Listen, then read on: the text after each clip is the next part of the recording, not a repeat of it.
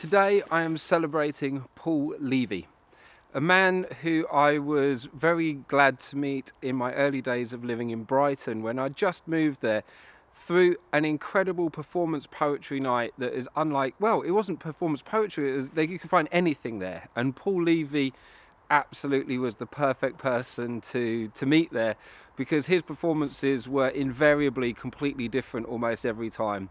A man who has an uncanny ability to be extremely funny and yet deeply thought-provoking and yet quirky enough and imaginative enough to be able to come at what he was doing with a completely different angle every time. He was one of those infuriating people who you could never second guess.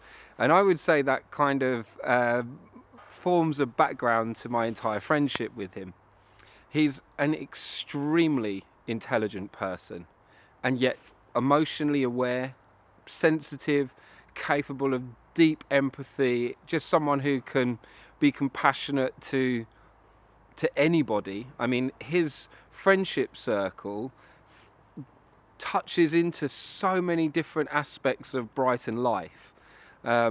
He's always loved to, his favourite cafe is an open air haunt in a public space in Brighton, and he can be seen there conversing with absolutely everybody.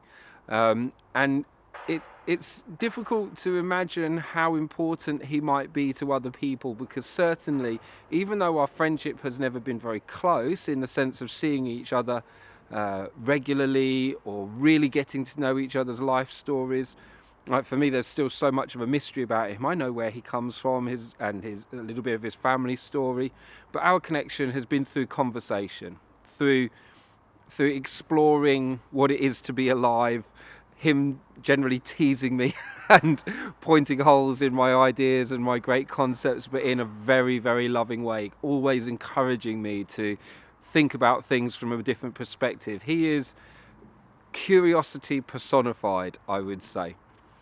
Now, I know that he spent many years as one of the key trustees at the Brighton Steiner School, and his understanding of Steiner, I've never met anyone who has read as much as he has or really absorbed the beauty of what Rudolf Steiner was sharing, and so much of the detail about observation and about education. But I mean, Steiner wrote such copious amounts of material. To find anybody that has a fully comprehensive understanding of Steiner would be it'd be very difficult to find, and yet Paul must be as close as there is.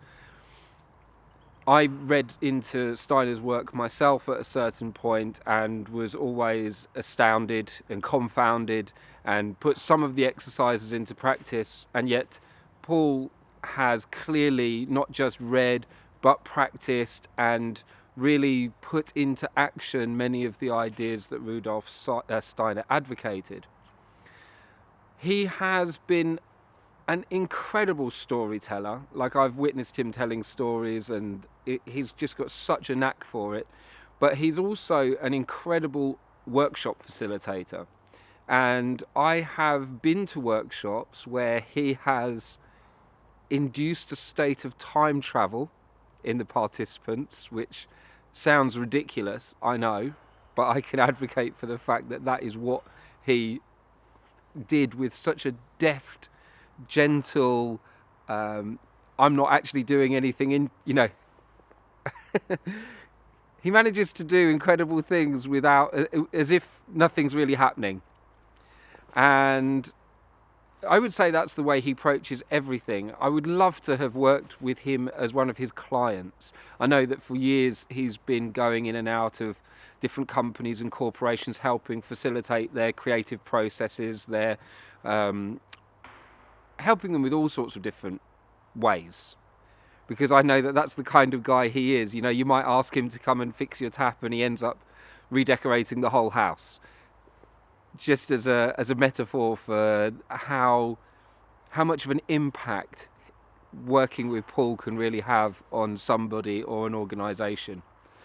For years, he has confounded me with his ability to be totally at the cutting edge of technology. He's always been up to date with the latest devices, the latest apps, And yet he is the man who wrote a book called Digital Inferno, warning people of the impact of excessive use of technology, leaning on it too much. He's given people through that book ways, practices, exercises that would enable one to withdraw from excessive use of technology. Interestingly enough, the last time I spoke to him, it seemed as though he's now starting to get a deep concern for where the whole technological story is going. And he actually seemed concerned for the first time. It's interesting because, Steiner's work is all very much nature-based, and so it was always but although clearly a scientist, and so there was always this slight, how do you manage to dance this polarity of these two different things, loving nature and appreciating it, and yet at the same time embracing technology? And there just seemed to be, when I last spoke to him, a kind of, maybe this technological thing is about to fall off a cliff. And yet, I wouldn't want to put words in his mouth, because one thing is for sure, he's constantly reassessing everything that he encounters. There are things that we have completely divergent opinions upon, and yet I know I never have to fear a conversation with him, because he's not attached to his opinions in such a way that it would cause offence, and that's something that I really embrace. I really miss Paul not living in Brighton anymore. I've hardly seen him for years, and having family life, I've had very little time for frequenting cafes, which is something that that's where we kind of tended to meet. I have no idea what's going on with his health or work, because it's been such a long time that I've really been able to touch base with him.